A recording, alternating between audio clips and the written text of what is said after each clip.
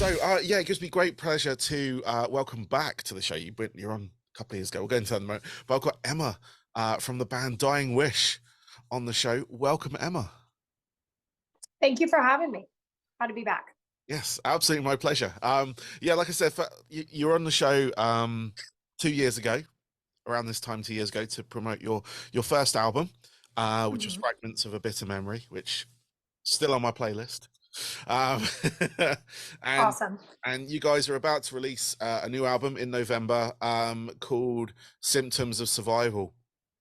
Again on Sharp Tone Records. So this is your second album. Um, hmm and that's what we're here to talk about today, really. So you've already hit people with 4 tracks from the album, in no particular order. For those that want to go listen to it, it's Watch My Promise Die, Path to Your Grave, Torn from Your Silhouette. I love that title. And Lost in the Fall. Those are the 4 current ones that are available. I'm sure some more will be coming available before the album's launched. Are you planning any more? No, we have like a visualizer teaser for the title track, the opening track, the day that the record comes out. And then we have a music video coming out on the day that our tour starts in Tampa with Boundaries, Foreign Hands, and Roman Candle for Path to Your Grave. Excellent. My former Yes. stomping ground, Tampa. Um, Nice. I lived there. I lived over in Florida for a little bit, and yeah, Tampa was where I was living. So, what Nice. what venue are you playing there? I haven't got that in front of me, but We're playing the Orpheum, the oh new yeah, Orpheum. Yeah. yep, cool. It's down in downtown Tampa. Yeah, that's cool. That's a good venue. I like that venue. So hmm sounds good. I wish I was still over there sometimes. Um, Yeah. I especially love Tampa. It's my favorite city to play in Florida for sure. So, amazing. Well, it's got a good reputation, or it's got the reputation for the whole death metal yeah. scene that kicked off there, and yeah, I mean the metal, when I was there, the metal scene between all the local bands was really good. It was really kind of supportive of each other and everything as well. hmm And it's a lot of the bands are still going, thankfully, and I still keep in touch with them as and when. But yeah, Very cool. Tampa was very good for the metal scene, I feel so. Um, Mhm. but yeah, I mean, with your guys' new album, obviously, not everyone's heard all the. I've been fortunate enough to hear all the tracks. There's a couple I really love. The ones you released, I've been loving as they've been coming out. But Tongues of Lead, it's one of my favorites. I love that. Awesome. And Pray for Me as well. Really love Awesome. that track. Not to say the other tracks aren't any good, but those are the ones that immediately sort of like came at me, especially Tongues of Lead, where it came in with that sort of real heavy breakdown straight away and everything. And it was, Yeah. I yeah, think those songs are like what people are afraid that the LP is going to be missing because it's not what the singles are. mm, But so I think people are going to be really pleasantly surprised when they hear those songs. yeah, no, definitely, definitely. That was one thing I was going to say was with the songs you've released, there are different from your previous, you know, previous release. Although you hinted Mhm. at it on the first album, um, and it was good. Like I say, I'm a fan of your band. I'm just going to say that now. Thank you.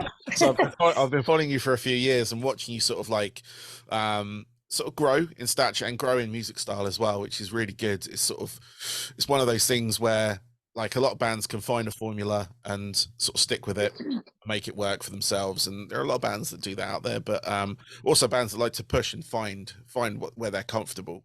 And I feel with this album, I don't know if it is how you guys feel, but it feels like you found a groove, if you will, with this one. Like it's sort of, it feels Oh yeah.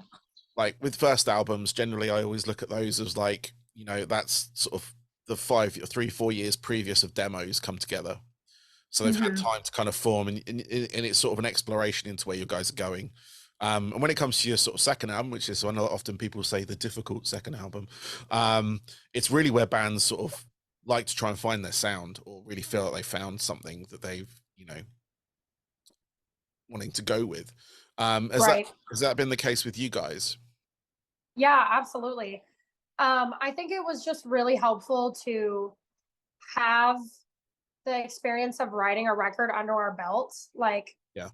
because like Fragments was good, I like it, but like to me, it felt very much like the experience of us writing a first record. And then like it gave us the opportunity to be like, okay, like we started here, but now, now we know what to expect. Now we know what we want to accomplish and like how do we get here? Yeah. So that was the process of writing Symptoms of Survival is like, we're not necessarily like changing our sound a whole lot, but we're kind of like elevating it and amplifying it. And so we were much more determined and much more goal oriented and knew what we wanted to accomplish going into doing this record.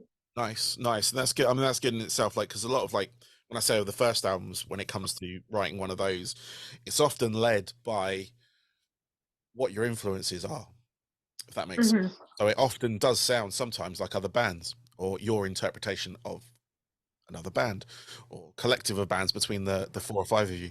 And yeah, like I said, with this one, it doesn't sound any particular, like, it doesn't sound like another sort of, hardcore band, metalcore band. It sounds like something that, sounds like Dying Wish, if you will. It has Right. kind of, you have almost a signature on it now, which Yeah. obviously progress and build as you sort of progress in your career and everything.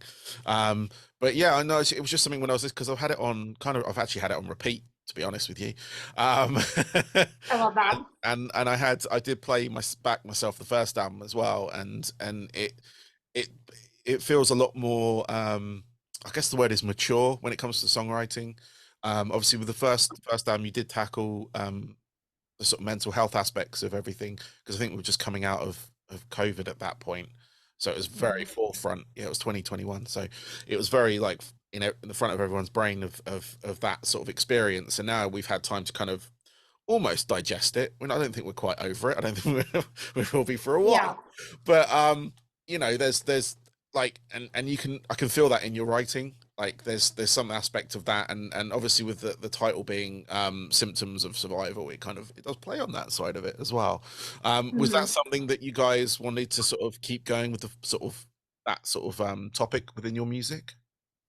Yeah, I mean, I don't think I'll ever not talk about like personal things or like mental health or like things like that. But I did think that it was really important to cover, my growth within my life and my situations in the past 3 years since we did the first record.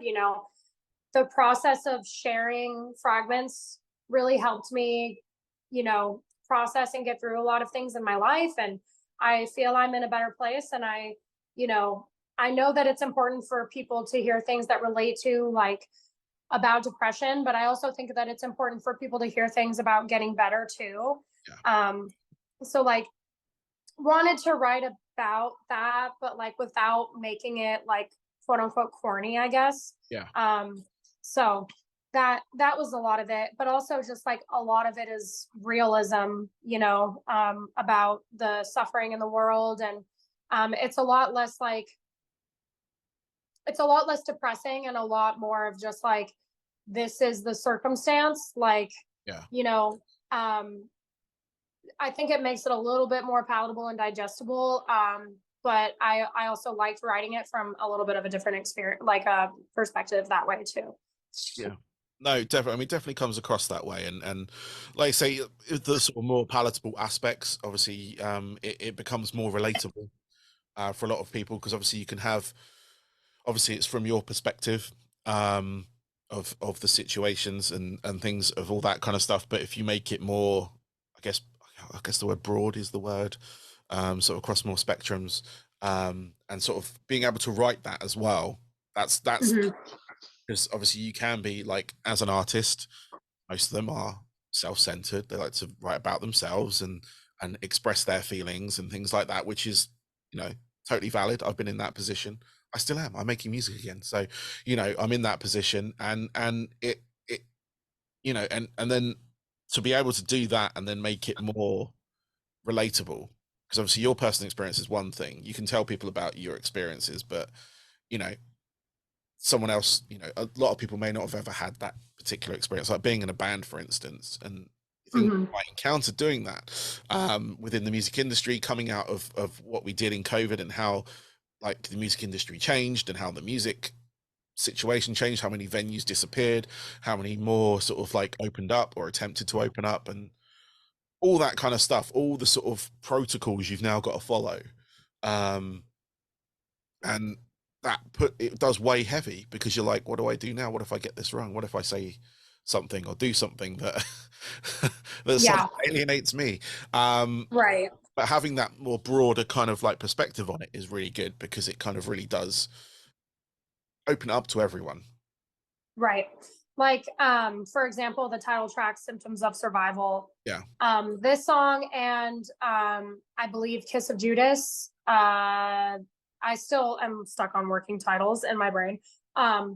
Those songs are written about war from the perspective of either a soldier or people who are most disenfranchised by war. Yeah. And like, I obviously have never been to war. I'm not a soldier, you know, but like, I wanted to exercise my writing ability and being able to write about the experience of someone thinking that they're doing the right thing, going to war, realizing that, you know, they're just a victim of control and this machine and they're, you know, inevitably like harming other people, but you have to do what you have to survive in that moment. And so like that was like a concept for me where I was like, can I write like this, you know? So, and you know, a lot of people aren't going to be able to relate to that, but it is just objectively art, you know, kind Yeah. of like watching a Quentin Tarantino movie or something like that. So I wanted to try it. Yeah. Yeah. And what did you do any kind of research into that, or was it sort of more you just mentally put yourself in that sort of situ? Both. Watched a lot of media, um, Yep. interviews, mostly just watching like movies or there was this thing called like the soft white underbelly. I don't know if you've ever heard of it, but it's like, you know, people talking about like their experiences and, Yeah. you know, they've been in prison or done this. And it's like being able to like put myself in someone else's shoes for a moment and think differently. Cool. No, I mean I mean, yeah, like I said, it's a brave move. I'll give you that as well. Yeah. It's not Thank it's you. not it's not it's not something that people would take in like straight away, like coming from a sort of artistic angle. I feel that's a really like, you know, it is good because obviously what's going on at the moment in the world, what's just kicked off, in fact, and what's been Yeah. going on in the Ukraine and Russia and things like that, and it's just sort of it's yeah, I mean it's there and it needs to be talked about. It needs to be Mm-hmm. because you know, I've got children and they see it on the news or their friends are talking about it or whatever and they're talking about it in school and they come home and ask questions. I myself never been in war, never joined the armed forces or anything like that. I have friends that are in the armed forces. um Back in Tampa we had neighbors that were in the Air Force and things that I work with, various US Army people and veterans, and my family does have sort of history of obviously World War One, two, Yeah. around these parts, and you know, and there are stories you know that have been passed through sort of generations and stuff. So you know, you can kind of I give my kids the sort of the spectrum of that, and they can sort of take that as they want when it comes to that, and obviously they know that fighting isn't great Right. on that front. Nobody wins in war. I think that's the main thing we need to talk about, you No, know. exactly. The only way to win is not to play, you know, Yep. on that front. And I think that what was that from? War Games. I don't know if you've seen that movie Yeah. in the 80s. It teach the computer to play tic-tac-toe. But yeah, no, it was yeah, it is an awful situation at the moment, and it's you know, it I don't know. I don't know where to put it because you know, I see it on television, and you don't know what perspective to take when you come off the television because one way's telling one story, the other one's telling the other story, and you're just kind of like, not that I want to take sides, but you know, why? Why is this happening? You know, Right. what is the reasoning behind all this? But yeah, I not to talk about this forever because all right, I all could right. talk about it forever. But I think that it's important when it says if you mourn the loss of a civilian on one side more than the other, then propaganda is working on you. Yes. And like I don't think that the issue here, like obviously none of us wants civilians to die. And like, and for anyone to stoop to any level and think that that's what the general people want Yeah. is inaccurate. It's everything else going on, which is just so convoluted and just terrifying. Yeah. But yeah. And anyways, I digress. Yes. Yes. No, I mean, it's like I say, I mean, this is going to be documented in wherever the podcast history goes into, but it's it's an awful situation. Um, but yeah, I mean, obviously, let's talk about your music and your band. Yeah. Um, so obviously, you mentioned you got a tour coming up. And is that across the sort of states tour, or are you bringing it over to Europe? It's a full US. Yeah. But I guarantee you we will be in Europe at least once next year. Cool. Okay. Yes. Mhm. Is that cryptic, or is that confirmed, or is that like you can't I say mean, I anything? can't like say anything yet. Okay. Like, I All right. can't like spill the beans on like details, but the plan is to be in Europe next year for sure. Okay, cool. Excellent. Well, I do Mhm. I want to come see you guys. And I think did you play the UK recently? Was it? We did with Counterparts in That was it. May. That was it. Mhm. Yeah, I think I can't remember my excuse for not going, but um We'll be back. Yeah. yes, no, I was going to say next time you're here, I'm attending more shows than I was before, and health being the main sort of concern of mine at the moment. We'll see how that goes. Oh, It's I'm nothing sorry major. to hear that. It's all right. It's nothing major. It's just inconvenient. That's all. So it's Understood. Yeah. yeah. I was going to say, what have you done to your fingers on there? Obviously. I had to get surgery because I had my tendon severed in my hand. Oh shit. Okay. Yeah. So I can't bend my hand more than that. Oh wow. Okay. So I'm working on it, but Yeah. yeah, I feel you. Just inconvenient. Yeah. Yeah. It's just inconvenient. Mine's more of a back problem. So it's just sort of Oh, physio and all that kind of stuff. And I'm on multiple sort of tablets at the moment. So it's just kind of, sorry. yeah, it's all right. Thank you. Thank you. So obviously, with this tour, what can the fans expect from it? Obviously, you're going to be playing stuff off your first album and things like that. But how much of the second album are you going to be exposing the people to? A lot of it. Yeah. Um, yeah, a majority of it. Um, there's just so many songs off of that are going to be fun live. 4 out of 11 songs, which means about half of the songs we're going to play off the record are already out. So I think Okay. people are at least already going to know them. Yeah. And like, we're just really proud of this stuff. We're going to play a couple songs off of Fragments, like maybe definitely play Fragments, Innate, and Hollowed. Cool. But there's that. And also, if you want to stick around, we've talked about the possibility of playing a song from the split Ooh. at the end. So maybe we'll see. Okay. We'll see how that goes. We haven't rehearsed it yet. So Okay. I don't know the words. But yeah. Okay, cool, cool. Well, that's something to look forward to on that. Mhm. I've got one question left for you, if that's all right. I mean, I'll let you get on with the rest of your evening or day. What time is it there? Okay. It's like 1, Like one. Okay. I think. All Yeah. right. A few hours behind me then. That's fine. So basically, because I think the first time around when I had you on, I asked you, I think the 3 records that were most pivotal for you and your sort of hobbies away from music, which are my standard kind of like enders. So I had to think of another one because you've already answered that. So what I would like to find out actually is, who would you sort of love to work with in music? So if you could like have a guest on the album, or write songs with another band or someone like that, who would you love to work with? Who would be your sort of like ultimate? It would be Adam D and Howard Jones. Okay. And that's Kill Switch, isn't it? Yeah, so Howard, the other vocalist that's not Jesse, that was in Yes. Kill Switch, and then Adam D, who has been in Kill Switch. Yeah. He produces records. So I just think it would be really cool to work with both of them. Cool, cool. Yeah, I mean, when you say Howard Jones in this country, there is an 80s pop star called Howard Jones. Yeah, It's often that's funny. There's a mayoral candidate here named Howard Jones, so I see oh, the wow. signs. Yeah. Oh, that's amazing. No, I'd love to hear that actually. That would be a great contrast in sort of vocal styles and things, like especially with his his sort of huge range that he has. I Um, love it. He's like my number one. yeah, he was. I loved him in Kill Switch. I love him with is it Pass the Torch? Light the torch. Light the Torch. That was it. Sorry. Yeah. Um, No, that's okay. I love that, like him in that, and when Kill Switch got Jesse back, and then they did the track together.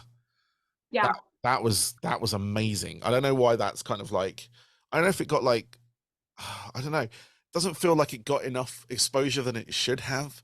Like it's a great track. The video is fantastic because it teases it and bring it.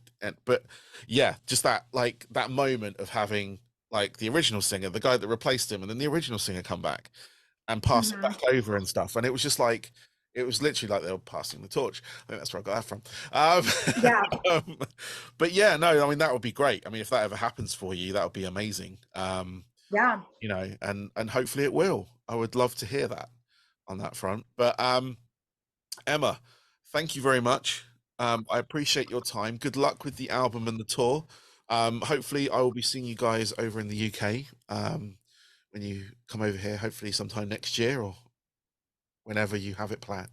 But I will try and be there. And yeah, you have a good rest of your day. Thank you so much for having me, and I will see you soon. Thank you. My pleasure. Bye bye. Alrighty. Bye.